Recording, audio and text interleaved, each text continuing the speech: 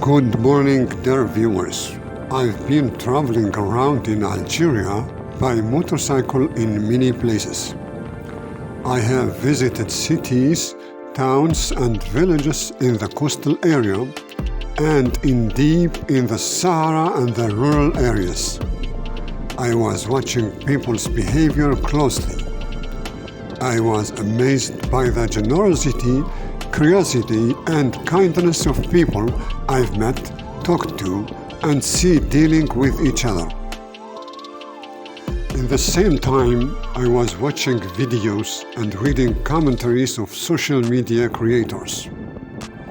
They were saying the same thing about the hospitality and the kindness of Algerians. I was curious about the psychological and sociological reasons of that behavior. Algerians share many of their good behavior with the other parts of the world, and the closer is the greater, closer in geography, in culture, and historical similarities. They share some of these behaviors with North Africans, some with Mediterraneans, some with Middle East, some with rural zones in China, Russia, and all over the continents. I nourish the idea that culture, with all its dimensions, the geography and the history, have roots to explain these behaviors. Country's history has shaped its current relationship with visitors. Because the country did not experience the same wave of mass tourism as many other countries, the interactions between locals and foreigners remain remarkably raw and authentic. There is a strong consensus among travelers on several key concordant elements regarding the behavior discussed here towards visitors, such as the sacred duty of hospitality, deep and respectful curiosity, conservatism etiquette, sense of honor, and regional variations. Hospitality in Algeria is often described not just as a courtesy, but as a moral obligation rooted in both Islamic values, cultural norms, and ancient traditions. Unlike in many tourist hubs, foreign visitors often report that locals refuse payment for small favors, tea, or even meals. There is a palpable pride in being a host rather than a service provider. People pride is also noticeable. As much as they like to give, they refuse to ask for help, or at least as long as it's humanly possible. Since foreign tourists are still relatively rare in many parts of the country, the behavior of locals is often characterized by genuine curiosity. It's very common for locals to approach foreigners just to ask where they are from and how they like their town or their place. Many travelers note that Algerians are eager to show a positive image of their country to counter international stereotypes, leading to an almost protective attitude toward guests. Older generations in particular may seem initially reserved or even wary of cameras.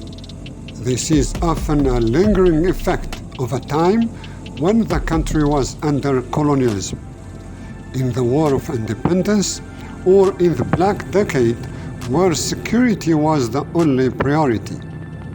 If they don't know the intention of the filmer, Algerians are not open to cameras or any activity that may endanger them, their families, their country, or their guests. Algeria's behavior is governed by a code of honor, known such as respect of religion, elder people, women, flag, animals, and life in general. Everybody does that, but Algerians do it religiously. They dress modestly by covering shoulders and legs, even at home with members of the family. Many Algerians live in big families, at least they used to. Traditionally, it is not polite nor acceptable to chase women by looking or by talking or any other means with the sketchy intention to bother them. They don't shake hands with women if they are not in a familiar relationship. It's a loyalty to religion, tradition, habits, and social code to protect women. That has been said, there is diverse variation between regions. A coastal town like Algiers, Oran, Annaba, Bijaya, the behavior is more Mediterranean, vibrant, loud, and influenced by coastal European cultures relatively to the Sahara and the rural areas.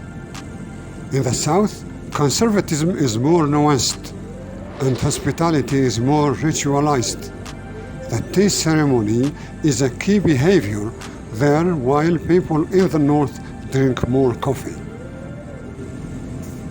It is quite interesting to align and even link that behavior to several established psychological and anthropological theories regarding collectivistic versus individualistic behaviors and the lingering influence of tribal social structures.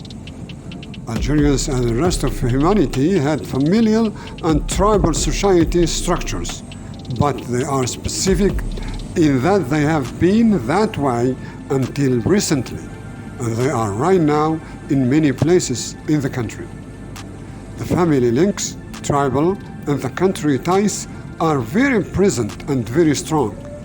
Members of any group identify themselves to the whole group and consider themselves as good representative of the group.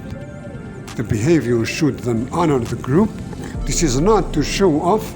The members adhere totally to the honor and feel happiness to adopt it.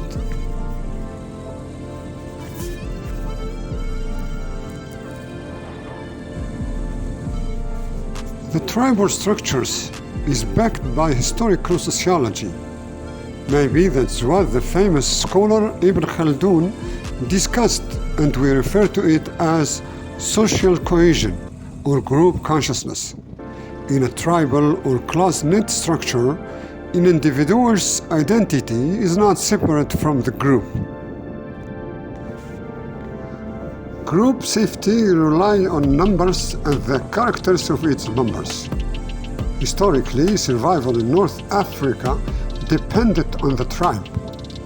Being out of the group meant lost or isolated, and that meant vulnerability. When members of the group are with their tribe, football supporters, work colleagues, fellow nationals abroad, or neighbors, they feel they are representing the collective. This triggers the generosity and the pride mentioned above. It's a way to maintain the honor of the group. Behavior may be regulated by what will people say. This external pressure ensures that individuals act according to high social standards, being hospitable, brave, and helpful even if nobody is watching.